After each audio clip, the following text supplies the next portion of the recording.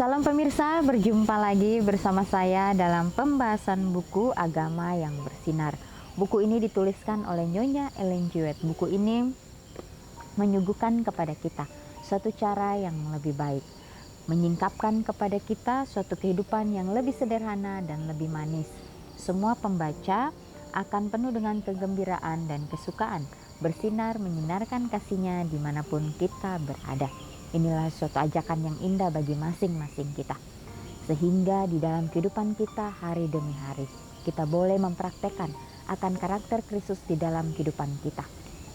Mengandalkan Tuhan di dalam kehidupan kita, terus datang kepadanya, menyerahkan setiap keluh kesah kita, beban kehidupan kita, sehingga dia akan meringankan itu dan kita pun dapat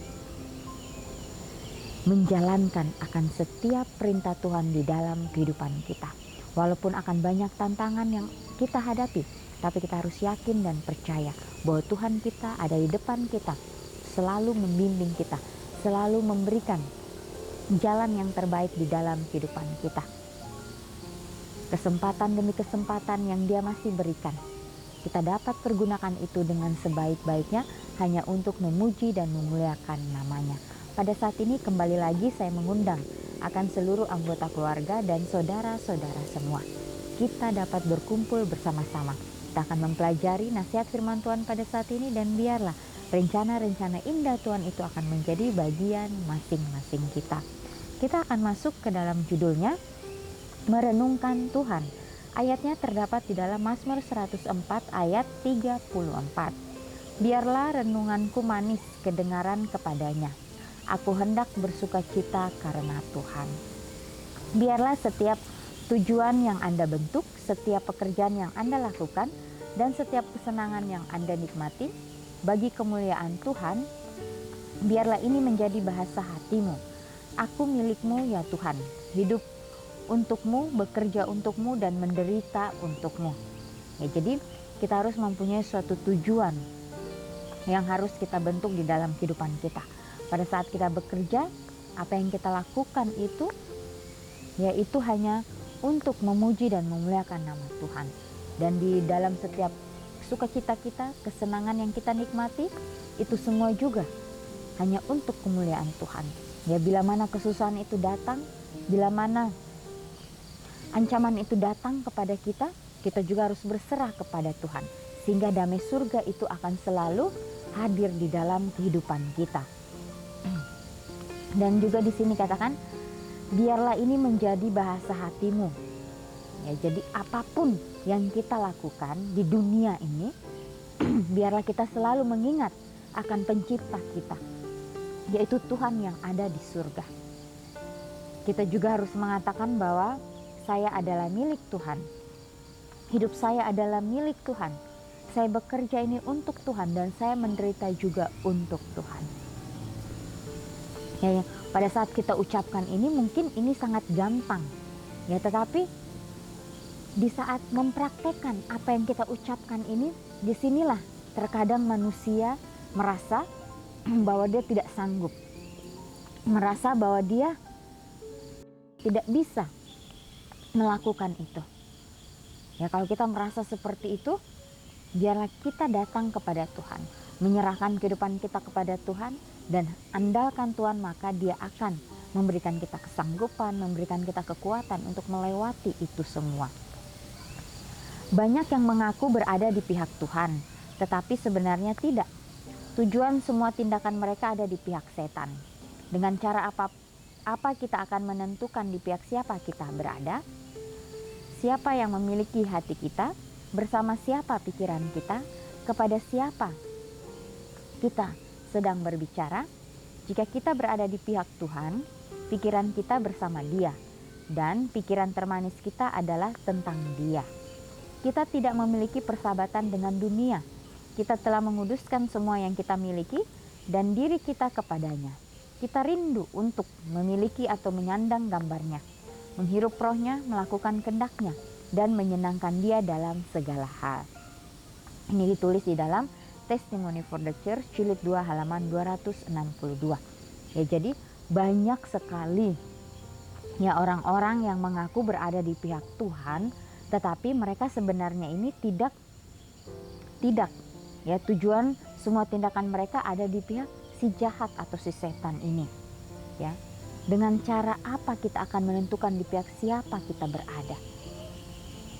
Ya, jadi kita harus benar-benar mengerti maksud Tuhan di dalam kehidupan kita. Kalau kita berada di pihak Tuhan, dikatakan pikiran kita bersama Dia. Dan pikiran termanis kita adalah tentang Dia. Kita tidak memiliki persahabatan dengan dunia.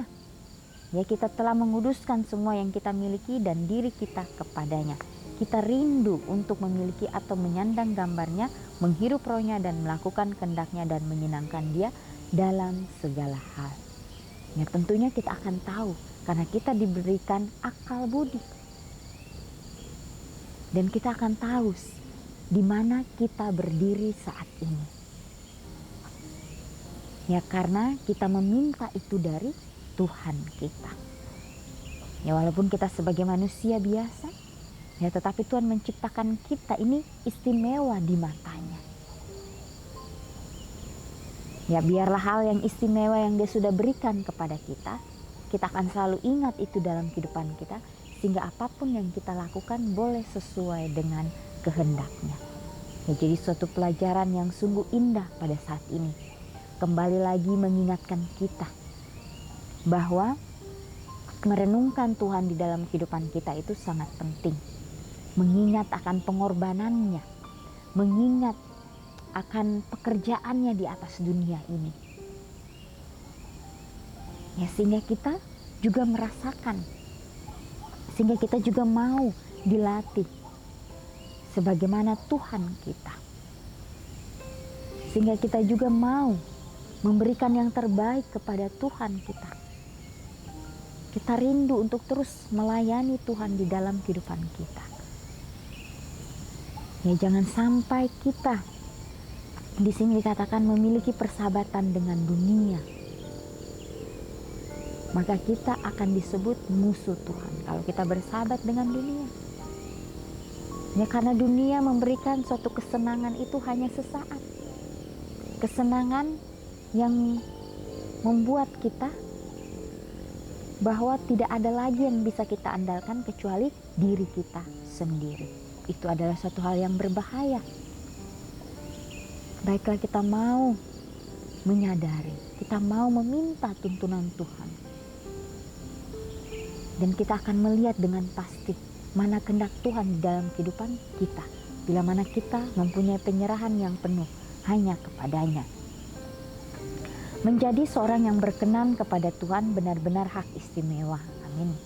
Untuk berkomunikasi dengannya apa yang lebih dapat mengangkat, memurnikan, dan meninggikan kita di atas kesenangan dunia yang sembrono, agar kodrat kita yang rusak diubah oleh kasih karunia, nafsu dan kecenderungan hewani kita tunduk, dan berdiri dengan moral yang tinggi, mencapai kemenangan setiap hari, akan memberikan kedamaian hati nurani yang dapat muncul sendiri dari perbuatan benar.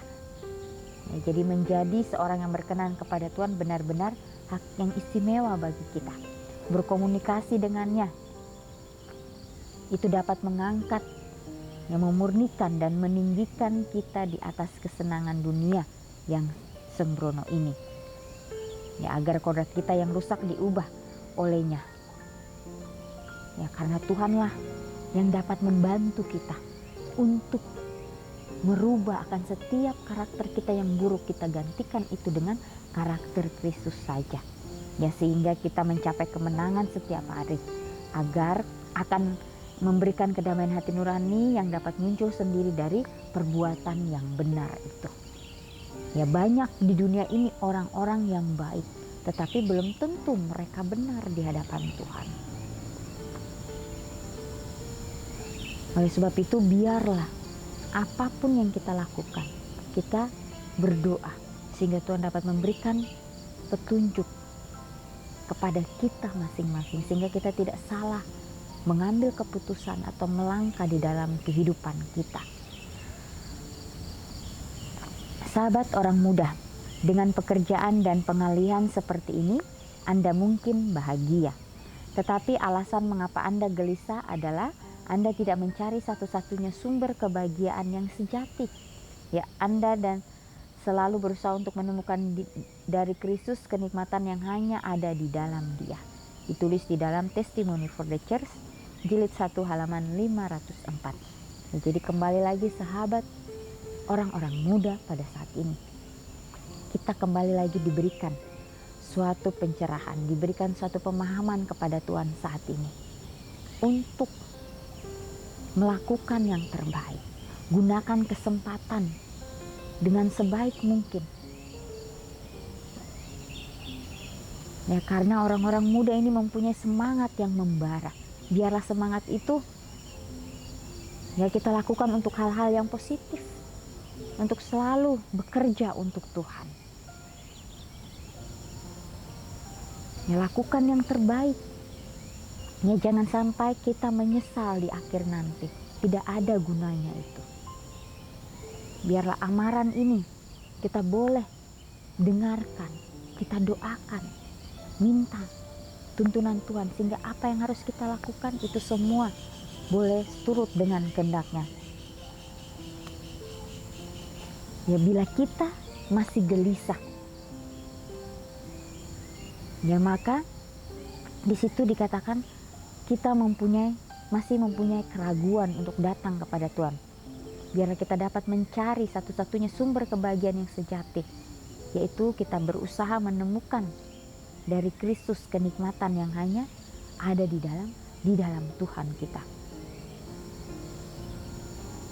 Ya, kalau kita merasa gelisah, kita merasa ragu, masih khawatir, kita serahkan itu di bawah kaki salib Tuhan, sehingga Tuhanlah yang akan berkarya di dalam setiap kehidupan kita. Ya, Yesus sudah datang ke dunia ini. Dia sudah menyerahkan akan dirinya untuk kita manusia yang berdosa. Pekerjaan yang Yesus lakukan itu untuk orang lain. Tidak ada pekerjaan yang dilakukan hanya untuk mementingkan dirinya sendiri. Apa pun yang Yesus lakukan hanya untuk kita, manusia yang berdosa ini. Pada saat Dia di atas kayu salib, apa yang Dia lakukan? Dia mengatakan, Bapa, ampunilah mereka karena mereka tidak tahu apa yang mereka perbuat. Kasih seperti apa ya yang Yesus telah berikan kepada kita. Kasih yang kita tidak bisa ukur dengan apapun. Kasih yang tidak bisa kita bayar dengan apapun yang Dia sudah berikan untuk kita. Dia berikan itu dengan cuma-cuma. Ya, jangan sampai kita menyia-nyiakan kesempatan yang Dia masih berikan untuk kita saat ini. Ya, walaupun mungkin kita merasa kita sudah terlambat, tetapi belum. Yesus masih memberikan kesempatan itu sampai detik ini kepada kita manusia yang bebal ini. Kesempatan untuk datang kepadanya, untuk menyerahkan kehidupan kita sepenuhnya kepada Kristus. Ya, kalau Tuhan sudah tidak lagi memberikan kita kesempatan, ya dunia ini mungkin sudah berakhir. Ya, tetapi Dia masih mau. Ya, karena Dia memohon kepada Bapaknya, Bapa, sedikit lagi. Berikan waktu sedikit lagi. Ya, karena masih ada orang-orang yang mau datang kepadamu untuk mau bertobat. Biarlah pada saat kita mendengarkan firman ini, biarlah kita boleh menyadari, kita boleh mengerti maksud-maksud Tuhan di dalam kehidupan kita. Tentunya pada saat kita berdoa meminta, Tuhan, apa yang harus saya lakukan? Dia akan segera menjawab itu. Dia akan memberikan yang terbaik kepada kita. Kita buang rasa kegelisahan kita, kita buang rasa khawatir dan keraguan kita. Biar kita tetap fokus hanya kepada Tuhan. Ya, Yesus pun Dia melakukan setiap pekerjaan di atas dunia ini pada saat Dia masih berada di keluarga Yusuf dan Maria. 30 tahun. Ya, terus Dia melakukan dengan setiap pekerjaan yang sudah diberikan kepadanya. Ya, sehingga pada saat Dia keluar untuk membawakan misi Bapaknya. Dia sudah kuat, dia tahu apa yang harus dia lakukan. Itulah Yesus kita, yang selalu memberikan kita suatu pengharapan, memberikan kita suatu kedamaian surga di dalam kehidupan kita.